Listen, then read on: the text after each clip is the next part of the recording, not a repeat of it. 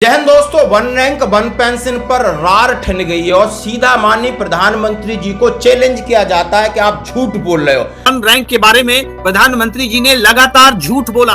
झूठ क्या है, नरेंद्र मोदी जी की जुबान से सुन लीजिए कि कैसे वो लगातार झूठ बोलते रहे हैं।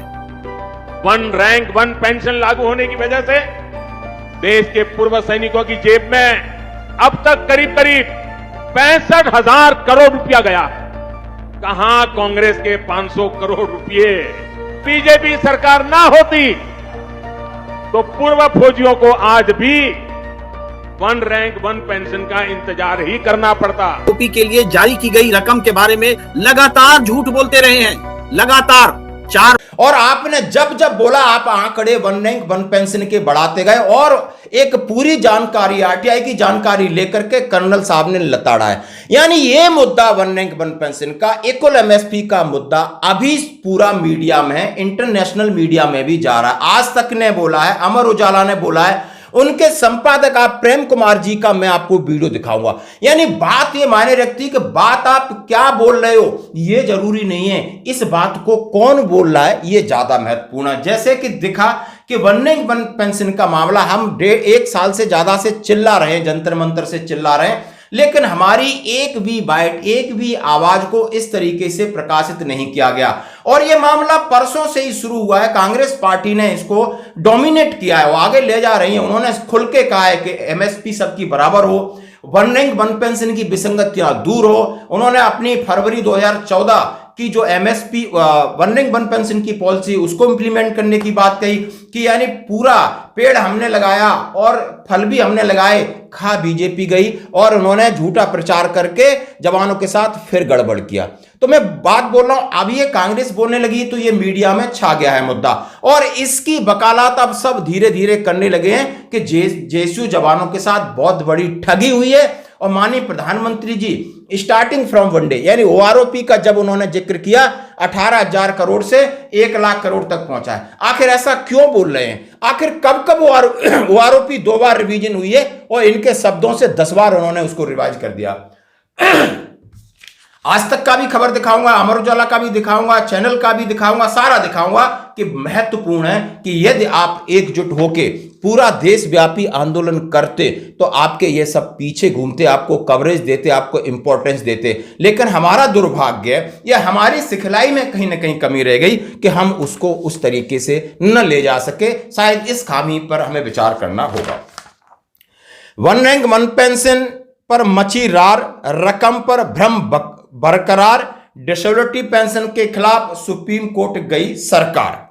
कर्नल रोहित चौधरी के मुताबिक यूपीए सरकार द्वारा पास वन रैंक वन पेंशन, पुरानी डिसेबिलिटी पेंशन को लागू करने, पूर्व सैनिकों के इलाज के लिए मेडिकल स्कीम के 6,000 करोड़ रुपए अविलंब जारी किए जाएं। कांग्रेस की मांग one rank one pension scheme है जिसे यूपीए सरकार ने दोनों सदनों में पास किया।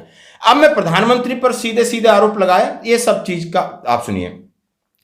लोकसभा चुनाव से पहले कांग्रेस पार्टी के पूर्व सैन्य विभाग के राष्ट्रीय अध्यक्ष कर्नल रोहित चौधरी ने वन रैंक वन पेंशन और पुरानी डिसेबिलिटी पेंशन को लेकर बड़ा खुलासा किया। उन्होंने केंद्र सरकार से मांग की है कि यूपीए सरकार द्वारा पास की गई वन रैंक वन पेंशन, पुरानी डिसेबिलिटी को लागू करें, पूर्व सैनिकों के इलाज के लिए मेडिकल स्कीम के 6,000 करोड़ रुपए जारी किए जाएं। बतौर कर्नल चौधरी रक्षा मंत्रालय की 23 दिसंबर 2022 की प्रेजेंटेशन में कहा गया है कि वन रैंक वन पेंशन के लिए 23,000 करोड़ रुपए निर्धारित हैं। अक्टूबर 2023 में राजस्थान में झुंझुनू की रैली में 70,000 करोड़ रुपए, कुछ दिन पहले हरियाणा की रेवाड़ी की फिर रैली में one rank one pension 1 lakh crore रुपए ज्यादा दिए गए। मैं अब ये इस तरीके का उन्होंने प्रधानमंत्री पर आरोप लगाया कि बराबर इनका 65,000 से जगा करके और 1 लाख करोड़ पहुंच गया। लेकिन आखिर ये कहां है, क्यों इतना झूठ फैलाया जा रहा है जबकि जवान आज ठगा महसूस कर रहा है।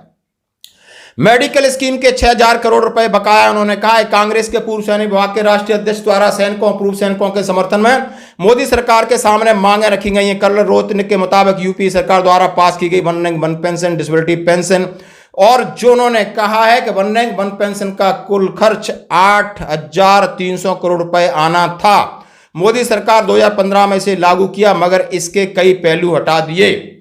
23,000 करोड़ रुपए निर्धारित थे। उन्होंने पूरा हवाला दिया है कि माननीय प्रधानमंत्री देश के सामने झूठ बोलना बंद करें।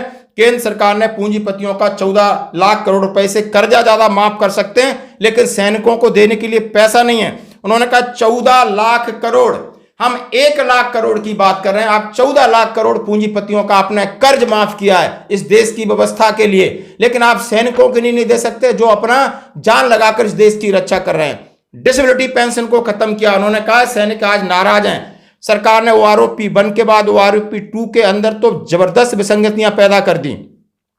जेएसयू जवानों को 12,500 रुपए हर महीने के हिसाब से कम मिल रहे हैं। मोदी सरकार ने डिसेबिलिटी पेंशन को खत्म करके इसको इम्पेयरमेंट रिलीफ नाम दे दिया।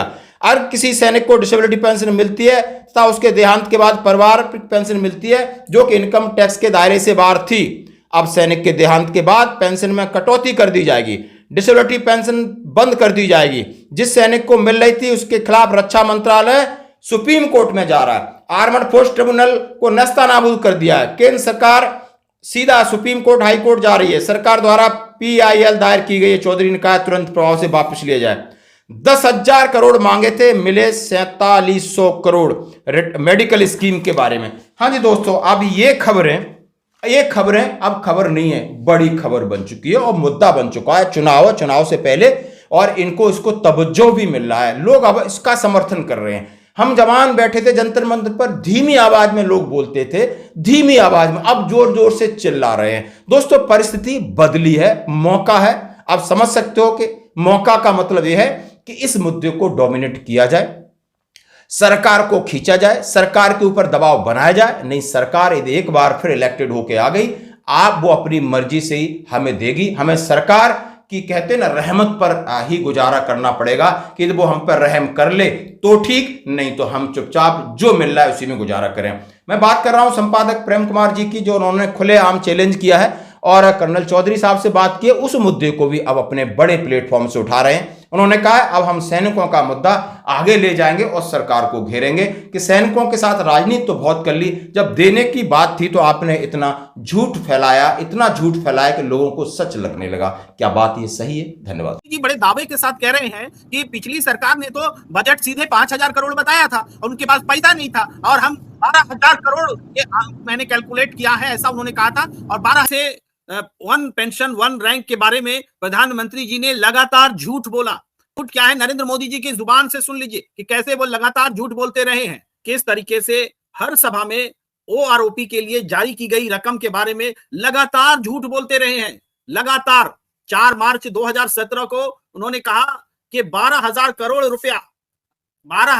रुपया जो है उन्होंने जारी किया है और उसमें खर्च आएगा और इसको वो एक साथ नहीं दे सकते। इसको हम पहले जो अनुमान था 6,500 करोड़ रुपया, अब 12,000 करोड़ रुपए का अनुमान है।